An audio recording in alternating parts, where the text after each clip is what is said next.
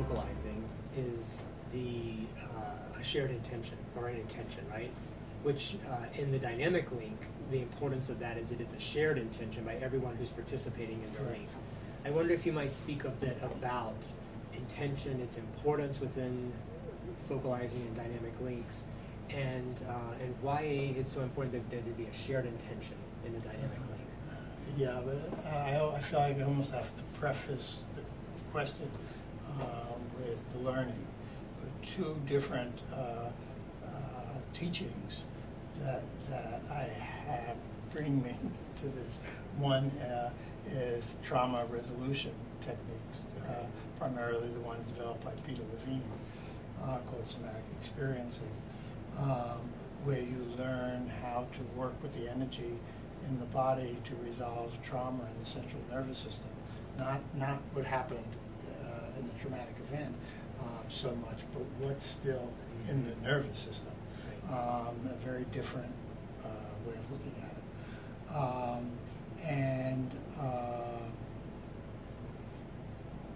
And the teachings of a yogi who I studied with for a number of years, named Daya Shakti, or her other name is Sandra Shera, who taught me a process called wave work, which was a process of very refined yogic techniques. But that's where I learned that the body does have an intelligence of its own. It has a way of communicating it. It's a better intelligence than any other one we have. And she taught me how to work with it. So that combined with Peter Levine's great wisdom and resolution of trauma or anything like it in the body is the coming together of polar opposite energies. Creating the conditions where they can come together in a non-threatening way and even just meet at the edges within the body, and that creates healing resolution. So you're using that along with the knowledge I had received from Daya. So it's almost like you could say I took somatic experiencing, the trauma resolution, and I realized very quickly because of my experience with Daya that it had a whole bunch of other applications that they weren't, that the SE wasn't, somatic experiencing wasn't teaching because they were all about trauma, including things of what I would refer to as barrier resolution. When I talk about barrier resolution, I mean someone has an internal physiological barrier that stops them from doing what they want to be able to do. Intentional barriers, the example I like to use is as the articulate client I might have, who's relatively successful in his career, has a decent job. Everyone sees him as articulate and able, and yet when it comes to going to the boss and asking for a deserved raise, he loses his voice. He just, and he's tried to do it a number of times, and he is physiologically unable. Or the person who is depressed and can't get off the couch, and physically can't get off the couch. That's an internal barrier. And part of the purpose of the barrier resolution is a freer flow of source energy.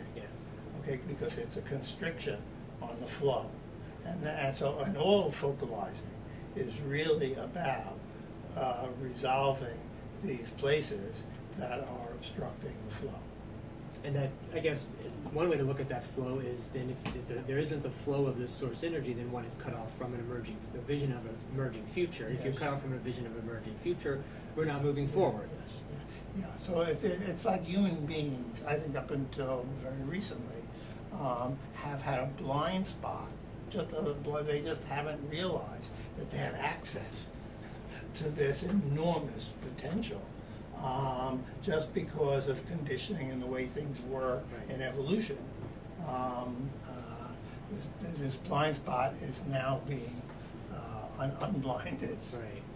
I learned that I could do the same process as somatic experiencing using an intention, like the intention to be liberated from the physiological barrier.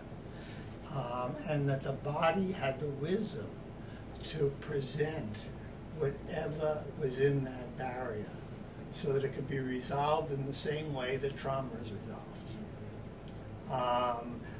This was a revelation to me. I don't know, the trauma healing community still, I don't think, has totally made the connection. But then all of a sudden, these tools had all kinds of purposes and ways. The intention to create peace in the world. How about that? All you need is enough people to share the intention and to have a belief that it might actually be possible. And you've got magic.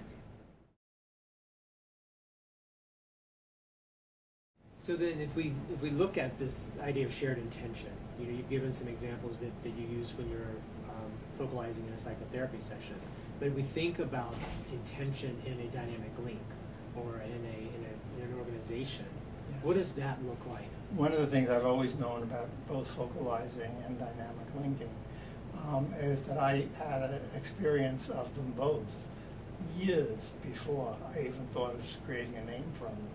And that was my involvement in 12-step groups. Yes, okay. As part of my addiction recovery.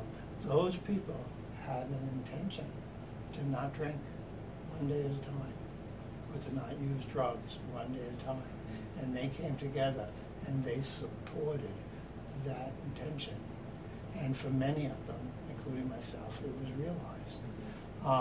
And that's something, alcoholism is something that in the medical literature still has no cure. It's an incurable disease. But yet people coming together with a shared intention and a shared belief create miracles, or create something that the medical or science can't. Yeah. Well, you just referenced that added piece is with the shared intention. There's also the shared belief, and I've heard you say many times, however small, that shared belief is that this. That it's I love possible the way AA says it.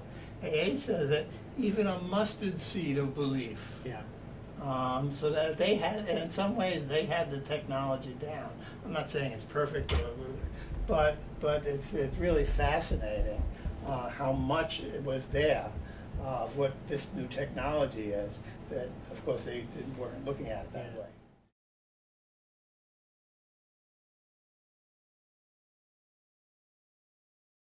Will you speak a bit to why this shared belief is so important? If you look in either one of the books, Focalizing Source Energy or Focalizing Dynamic Links, you'll see the circle and the triangle as very simple, basic elements that make the process work. While I was working on Ritual as Resource and was able at that point in the book to be able to define it down to those smallest points, what a ritual was. Yeah. And as far as I'm concerned, any focalizing process or any dynamic linking is also a ritual, because it all fits the same criteria.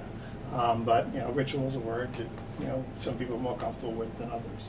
Once I defined it in the way I did, something, and again, this is the felt sense thing, okay? Something inside of me said, there are two things that I have already been using that belong here. Not only do they belong here, but they're really, really important. And I don't know where that voice was coming. This is where I say it must be nature, because it ain't me.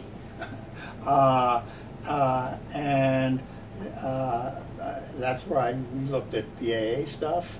I relooked at all my experiences with creating rituals, and these two are always present.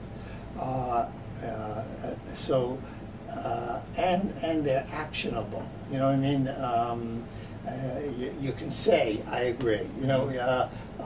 So it's bringing two people together on multiple levels. Yeah. And of course, then the intention becomes, whatever it is, it becomes like, I envision it as an arrow in space that So now you have a shared intention. The more people who are sharing it, the more energy Yeah. is behind this arrow in space in an energetic world, Yeah. of which we are energy. Yeah.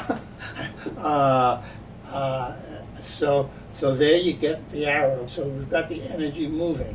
Our physiology, our biology, our even thinking is going to start making choices in accordance with that intention. At the same time, that intention has the power and potential to draw to it mysteriously other things that share a similar intention synchronistically.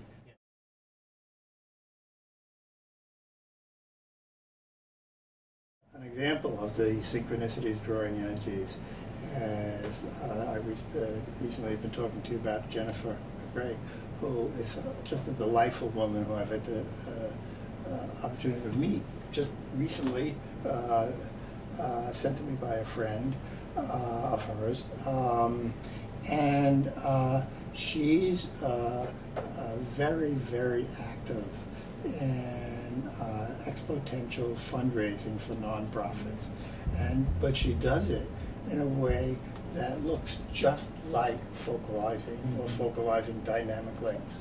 I mean, almost all the same elements are there.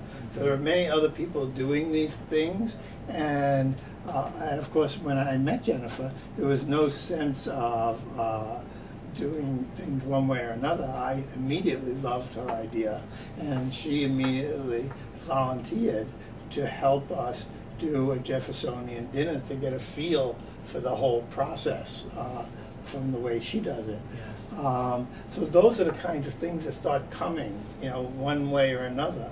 All of a sudden I get a call from Israel that they're doing this new interview series on talks on TV.